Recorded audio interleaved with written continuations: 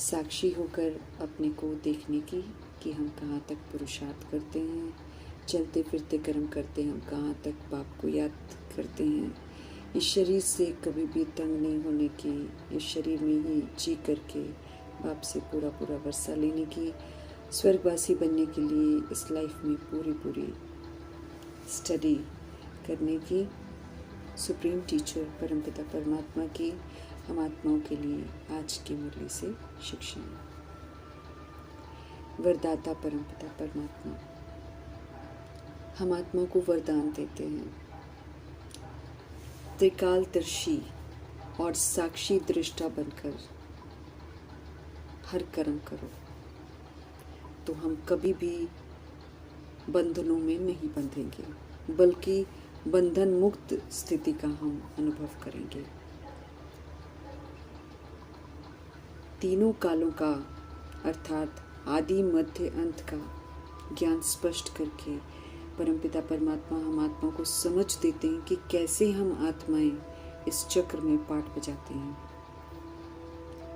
किस वजह से हम गिरना शुरू करते हैं, गिरते गिरते हमारी क्या हालत हो जाती है, हर चीज की समझ देते हैं।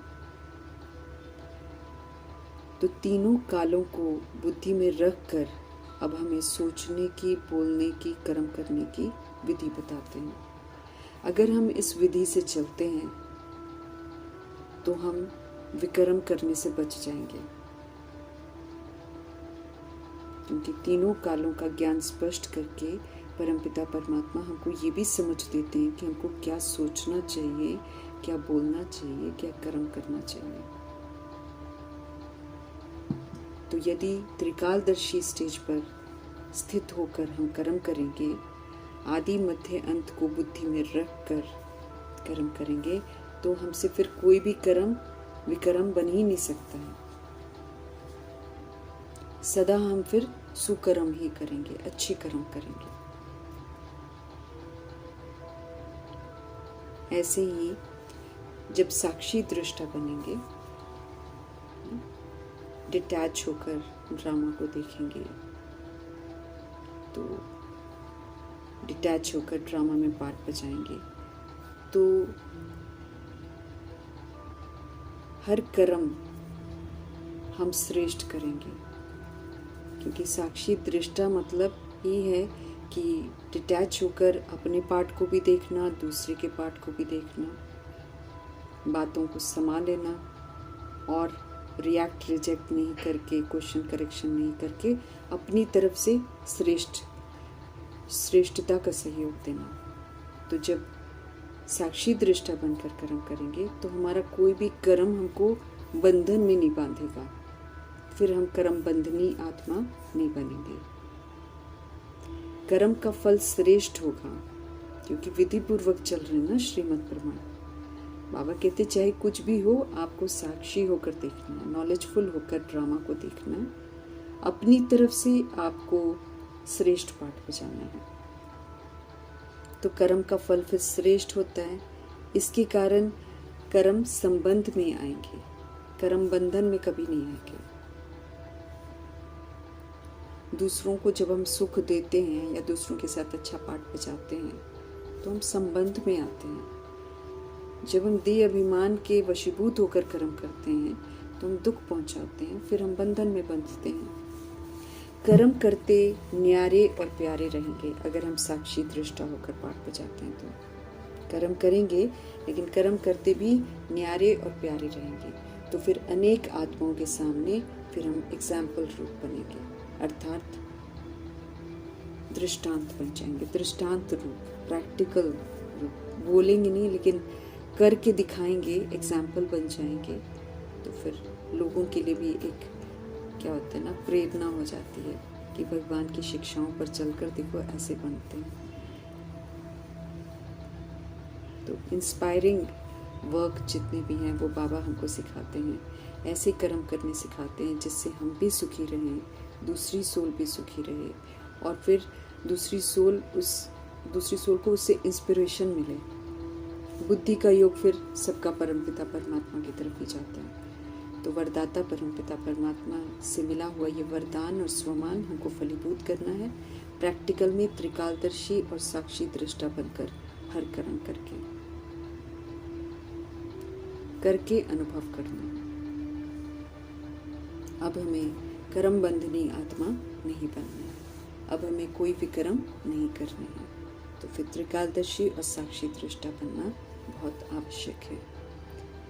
मन से सदा संतुष्ट जो रहते हैं वो डबल लाइट रहते हैं, क्योंकि ड्रामा को यथार्थ रीति जब हम समझ जाते हैं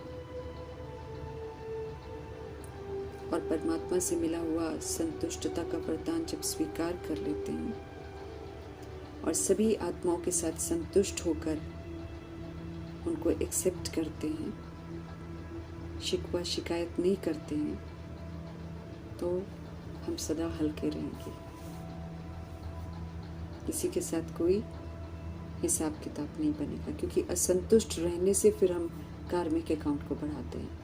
लेकिन जब श्रीमत पर चलकर हम संतुष्ट रहते हैं, समझते हैं कि इस समय परवश हैं आत्माएं, और हम उनके साथ दुर्व्यवहार नहीं करते हैं बल्कि सतगुणी सतयुगी पाठ बजाते हैं, तो हम सदा हल्के रहते हैं, नॉलेजफुल और हल्के। किसी भी तरह का बोझ हम पर नहीं चढ़ता। तो मन से हमको सदा संतुष्ट रहना, अपने आप से भी और अन्य आत्माओं से भी। हमें विस्तार से सार की ओर लौटना है। इसलिए हम आत्माओं को अव्यक्त इशारे मिल रहे हैं बाप दादा से कि अब आत्मिक स्थिति में स्थित रहने का अभ्यास करो। अब बाह्य मुक्ता को छोड़ो और अंतर्मुखी बनो। समझ देते हैं मीठे परमात्मा कि हमें सिर्फ समर्थ संकल्प करने हैं। समर्थ संकल्प करने से आत्मिक शक्ति, आत्मिक एनर्जी जो है वो जमा होती है, और अभी जमा ही तो करनी है। और समर्थ संकल्प करते हैं तो हमारा समय भी सफल होता है। व्यर्थ संकल्प ये हमारी एनर्जी को भी खत्म करता है, हमारे समय को भी व्यर्थ करवाता है। इसलिए मीठे परमात्मा समझ देते हैं कि व्यर्थ संकल्पों की तो रचना ही बंद कर दो। समर्थ परमपिता परमात्मा ड्रामा में प्रवेश कर चुके हैं, सब कुछ अच्छा ही अच्छा होना है। समर्थ दुनिया में हमको जाना है, यहीं से तो हमको संस्कार बनाने हैं। समझ देते हैं कि जो व्यर्थ संकल्प है ये रचना ही तो आत्मा रचता को परेशान करती है। इसलिए समझ से हमें अब इसी शान में रहना है कि मैं आत्मा मास्टर सर्वशक्तिवान हूँ। कमजोर संकल्प तो करनी ही नहीं है। मैं समर्थ आत्मा हूँ, शक्तिशाली आत्मा हूँ, तो हम फिर कभी भी परेशान नहीं होंगे, बल्कि समर्थ रहेंगे तो अनेकों की परेशानियों को मिटाने वाले बन जाएंगे। क्योंकि जो परेशान आत्मा है वो तो फिर दूसरे को भी परेशान करेगी ना। लेकिन जब हम परेशान ही नहीं होंगे तो हम कई सोल्स ऐसी हैं जो परेशान होंगी, उनकी परेशानी को मिटाने के निमित्त भी बन जाएंगे। तो हमें अब आत्मिक शक्ति का, आत्मिक स्थिति में रहने का अभ्यास करना है। एवर पूज्य परमपिता परमात्मा हम आत्माओं को पुजारी से पूज्य बनवा रहे हैं, तो हमें याद रखना है कि हम बन रहे हैं, और ये भी याद रखना है कि पूज्य बाप आए हुए हैं। तो एक ओना रहना है चाहिए कि जब तक वो है हमको बाप समान पूज्य बनना है। हमें दृढ़ विश्वास है कि हम जीते जी बाप से पूरा वर्षा लेकर ही छोड़ेंगे। बाबा की याद में ये पुराना शरीर छोड़ बाप के साथ जाएंगे। बाबा हमें घर का बिल्कुल सहज रास्ता बता रहे हैं कि याद करो, पावन बनो और घर चलो। तो उनकी श्रीमत पर हमें जरूर चलना है। ओम शांति भी जब कहना है तो उसको अर्थ सहित कहना है। परमपिता समझ देते हैं कि हम आत्माएं असल में शांत स्वरूप आत्मा है, शांति के सागर परमपिता परमात्मा की संतान है और शांति धाम में रहने वाली हैं। इस स्मृति से हमको शांत रहना है और शांत रहकर ओम शांति कहकर अपना परिचय और दूसरों का परिचय इससे परिचित कराना है। खुद भी स्मृति में रहना है, दूसरों को भी स्मृति में लाना है। समझ देते हैं कि आत्माएं यथार्थ रीति नहीं जानती हैं। अपने को जानना बहुत ज़रूरी है। जब हम खुद को जान जाएंगे कि मैं आत्मा हूँ, तो परमपिता परमात्मा को जानना भी बड़ा सहज हो जाएगा। अदरवाइज निराकार परमपिता परमात्मा को यथार्थ समझने में आत्माएं मूंझ जाती हैं। पाप जो हैं, जैसे हैं, उनको यथार्थ रीति जानना है, तब हम यथार्थ पुरुषार्थ भी कर पाएंगे। तब हम अपने लिए स्थापना का कार्य कर पाएंगे। तब हम अपने आसुरी अवगुणों को विनाश कर पाएंगे और तब हम पालना के संस्कार भी धारण कर पाएंगे। हम आत्माएं हैं, हम परम धाम से आती हैं। ये सृष्टि रूपी ड्रामा है जहाँ ड्रेस रूपी शरीर लेते हैं और पाठ बजाते हैं। हम सभी एक जैसे हैं देखने में, आत्मा आत्मा बिंदी बिंदी भाई भाई। इसलिए वो मेल फीमेल का कॉन्सेप्ट जो है उससे बाहर आना है। ये तो महज एक इंस्ट्रूमेंट है, एक ड्रेस है ड्रामा की जो हम लेते हैं कर्मा के अनुसार। और हर आत्मा जो है वो 2 बार मेल बॉडी लेती है तो 2 बार फीमेल बॉडी लेती है। इसीलिए ये कहना कि ये फीमेल है ये मेल है, इस भान से हमको बाहर आना है। स्त्री पुरुष के भान को ख़त्म करना है और आत्मा भाई भाई है, इस संबंध में अब टिकना है। अपनी वृत्ति को पवित्र बनाना है। अभी हम समझदार बनते हैं नॉलेज से, फिर ये समझ लेकर हम नई दुनिया में नया शरीर लेकर पाठ बजाएंगे। वहाँ पर ये नॉलेज हूबहू नहीं होगी, लेकिन नॉलेज से जो विशेषताएं धारण होती हैं वो विशेषताएं हमारे आचरण में वहाँ स्वाभाविक रूप में होंगी। यहाँ पर हम आत्मा का पाठ पक्का करते हैं तो वहाँ नेचुरल रूप में हम आत्मा बनकर ही पाठ बजाते हैं। शरीरों प्रति कोई आकर्षण नहीं होता है। वो जो आकर्षण ख़त्म करना है वो हम अभी संगम युग में करते हैं, रियलिटी को जानकर कि आत्मा जो है वो बॉडी को चलाती है और वो ब्यूटीफुल है, उसको फिर से ब्यूटीफुल बनाना है। आत्मा की पहचान हमको यहाँ से ही लेकर जानी है। हमें अपने आप को और अपने परमपिता को बड़ी महीनता से जानना है। हम आत्माएं बिंदी हैं और बाप भी बिंदी हैं, उस रूप में याद करना है, तभी हमारे विक्रम विनाश होंगे। मोटे रूप में समझेंगे तो विक्रम विनाश नहीं होंगे। पतित पावन बाप को याद करना है। अपने को आत्मा निश्चय करेंगे तभी बाप को भी जान सकेंगे। आत्मा को ही नहीं पहचानेंगे तो फिर बाप को भी पूरा जान नहीं सकेंगे। आत्मा सूक्ष्म है लेकिन है शक्तिशाली। उसमें पूरा पाठ रिकॉर्डेड है। अभी नए सिरे से शूटिंग चल रही है, तो अब परमपिता परमात्मा परमात्मा को कहते हैं सोच समझकर पाठ बजाओ। कोई कहते तो हैं कि यहाँ पर नास्तिक बनाते हैं, लेकिन परमपिता परमात्मा ही असल में आकर हमको आस्तिक बनाते हैं, क्योंकि इससे पहले हम भी भगवान को नहीं जानते थे, तो कायदे से तो हम सब नास्तिक थे। ऊंच ते ऊंच भगवान की हम संतान हैं, तो अब पुजारीपन छोड़कर परमपिता परमात्मा कहते हैं कि जिनकी पूजा करते हो उनके जैसे बनो, अर्थात पूजनीय बनो। पूज्य पिता श्री परमपिता परमात्मा हम आत्मा को इस समय पढ़ा रहे हैं, तो हमें अपने आप को शिक्षित करना है। उनके सिवाय तो कोई और पूज्य बना ही नहीं सकता है, इसलिए कहीं और भटकना नहीं है। छीछी दुनिया मृत्यु लोक से किसी भी तरीके का लगाव नहीं रखना है। पवित्र बनने की युक्ति है बाप को याद करना है।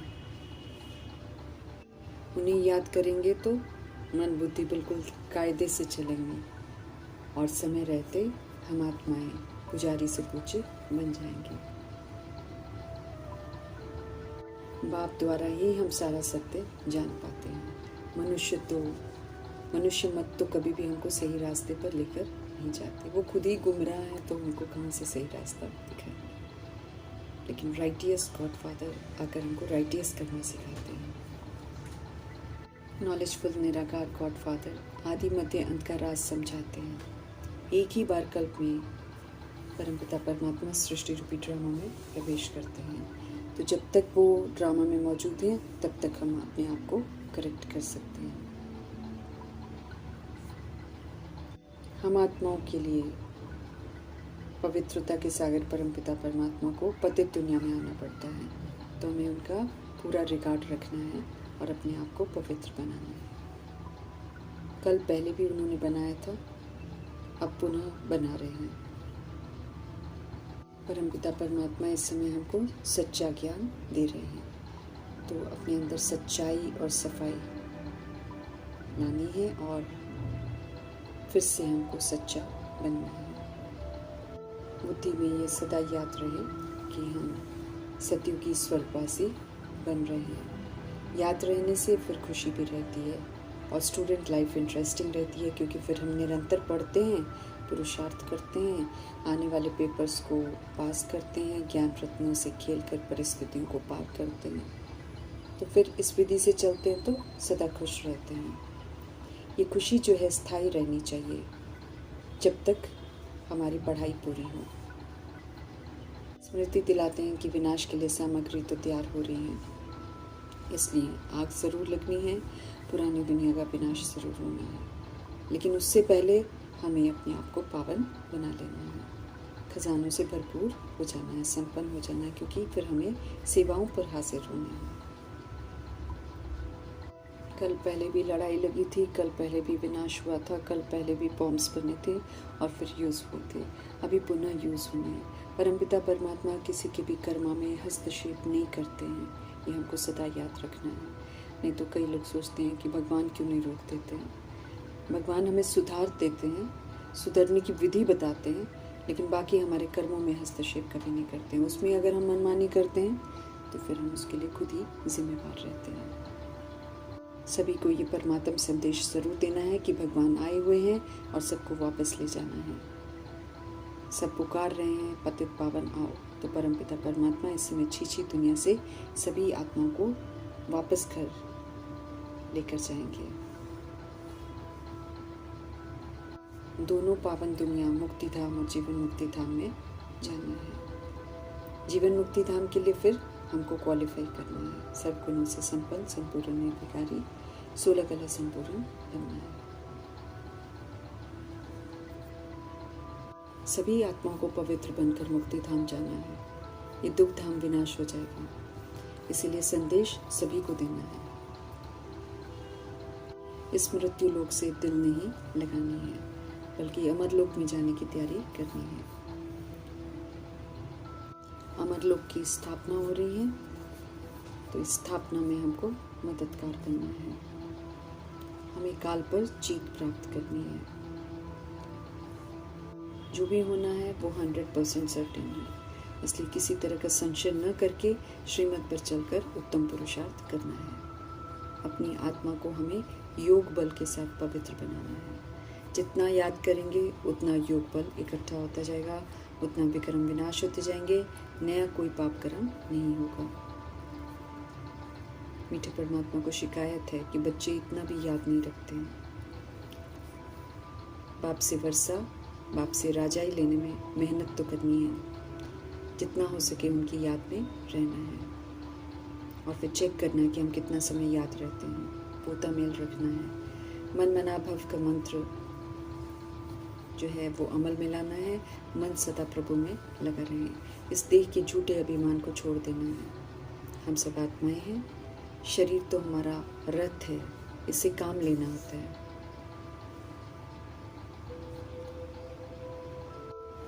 अभी प्रैक्टिकल में हमें आत्म अभिमानी होकर रहना है। स्वयं को आत्मा समझना है, दूसरों को आत्मा रूप में देखना है और सतोगुणी पाठ बजाना है। भले पुराने शरीर बीमार हो जाएं, लेकिन हमें इससे तंग नहीं होना है, क्योंकि इसी शरीर में रहते हुए हम पावन बन सकते हैं। इसी शरीर में रहते हुए हम बाप से पूरा वर्षा ले सकते हैं, बाप से मिलन मना सकते हैं। तो इसलिए शरीर भले कुछ भी करता रहे, इससे तंग नहीं होना है। शिव बाबा की याद से ही हम पवित्र बनेंगे, इसमें मेहनत करनी है। लेकिन पहले वही है कि अपने को आत्मा ज़रूर रियलाइज़ करना है। भक्ति मार्ग की अब समाप्ति है, इसलिए जो भक्ति का विस्तार है उसको भी अब समेटना है। भक्ति का फल हमें ज्ञान मिल रहा है, तो ज्ञान को धारण करके स्वर्ग की बादशाही का वर्षा लेना है। जो सत्य परमपिता परमात्मा समझाते हैं वो बुद्धि में सदा याद रहना चाहिए, उसे कभी नहीं भूलना है। सृष्टि के आदि मध्य अंत की नॉलेज जो है वो बिल्कुल चित्त पर स्पष्ट रहनी चाहिए। कैसे हम पाठ बजाते हैं, कैसे पुनर्जन्म लेते हैं और कैसे हम बाबा से बार बार हर कल्प के बाद वर्षा लेते हैं। अनेक बार बाबा ने हमको वर्षा दिया है। जैसे विधि पूर्वक पढ़कर कल पहले वर्षा लिया था, वैसे अभी भी लेना है। दैविक गुण हमें तो ज़रूर धारण करने हैं। उसके लिए जो सावधानियाँ मिलती रहती हैं उस पर भी अटेंशन देना है। अपनी जांच खुद ही करनी है। साक्षी होकर खुद को देखना है कि कहाँ तक हम पुरुषार्थ करते हैं।